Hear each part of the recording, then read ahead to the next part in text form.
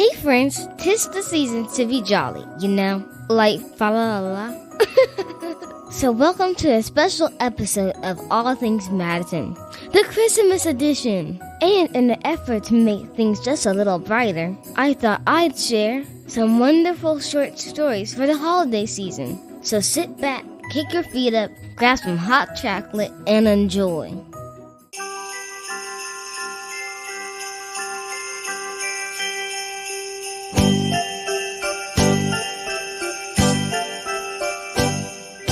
Ho, ho, ho! Merry Christmas! And to spread a little holiday cheer, we're reminding you to pick up something special for the little girl in your life. If you haven't checked out my online store, now is the perfect time. You can find t-shirts, skirts, backpacks, phone accessories, bedding, and more with the Madison Lauren logo. Or the newest girl superheroes, the magnificent Sheroes. So go to shopmadisonlauren.com today for more great Christmas present ideas or just stocking stuffers. Again, that's shopmadisonlauren.com. Thanks!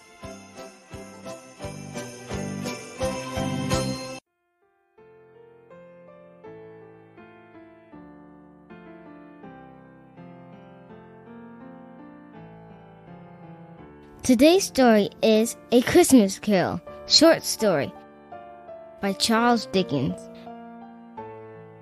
Master Peter and the two ubiquitous young Cratchits went to fetch the goose, which they soon returned in high procession.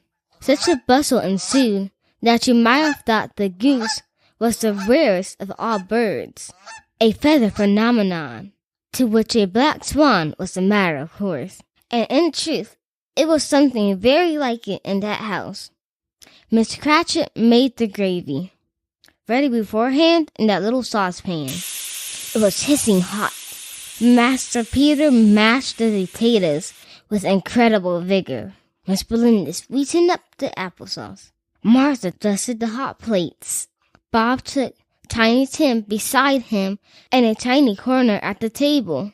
The two young Cratchits set chairs for everybody, not forgetting themselves, of course, and mounting guard upon their posts, crammed spoons into their mouths, lest they should shriek for goose before their turn came to be helped. At last the dishes were all set, and the grace was said. It was succeeded by a breathless pause, as Mrs. Cratchit, looking slowly all around the carving knife, prepared to plunge it into the breast.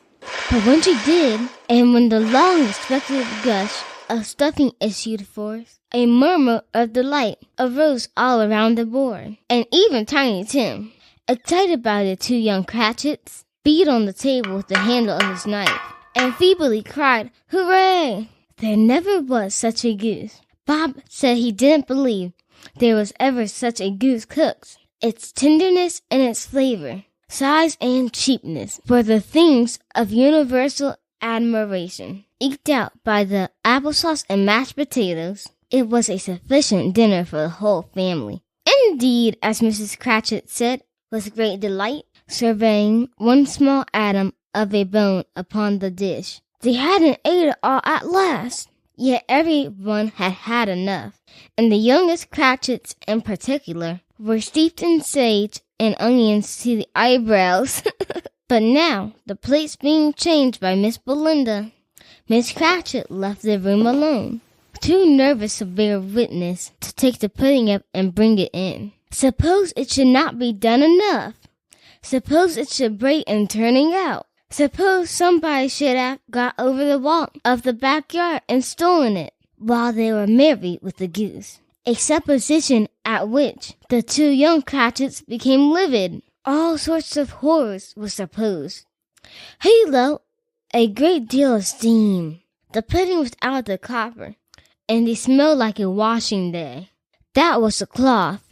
It smelled like an eating house and a pastry cook next door to each other, with a laundress next door to that. That was the pudding. In half a minute Miss Cratchit entered, flushed but smiling proudly, with the pudding like a speckled cannonball, so hard and firm blazing in half of a half quart of ignited brandy, and Bud Light with Christmas holly stuck onto the top. "Oh, a wonderful pudding," Bob Cratchit said, and calmly too, that he regarded it as the greatest success achieved by Mrs. Cratchit since their marriage. Mrs. Cratchit said, now that weight was off her mind, she would confess that she had had her doubts about the quantity of the flour. Everybody had something to say about it, but nobody said or thought it was at all a small pudding for a large family. It would have been a flat heresy to do so. Any Cratchit would have blushed to hint at such a thing. At last the dinner was all done. The cloth was cleared, the hearth swept, and the fire made up. The compound in the jug being tasted and considered perfect. Apples and oranges were put on the table, and a shovelful of chestnuts on the fire. Then all the Cratchit family drew round the hearth, in what Bob Cratchit called a circle, meaning half a one, and at Bob Cratchit's elbow stood the family display of glasses, 2 tumblers and a custard cup without a handle. These held the hot stuff from the jug, however, as well as the golden goblets would have done, and Bob served it out with beaming looks, while the chestnuts on the fire sputtered and crackled noisily. Then Bob proposed, "A Merry Christmas to all, my dears. God bless us," which all the family re-echoed. "God bless everyone," said Tiny Tim, the last of all. Thank you for checking out my show. So be sure to check me out each week, where you can find me at All Things Madison on your podcast and YouTube. And subscribe, please. I need fans, guys. And check out my website at thriftylittlediva.me. And remember, we love you just the way you are. Bye-bye. Thank you for listening to All Things Madison. Kindly take a moment to subscribe, leave a comment, and rate the show so that our participating partners know you are following along. You can get your Madison Lauren graphic tees at shopmadisonlauren.com or follow her YouTube channel at All Things Madison. This production was brought to you by Infinity Global Media Group LLC. Contact us at smith.durante@gmail.com for bookings or more information.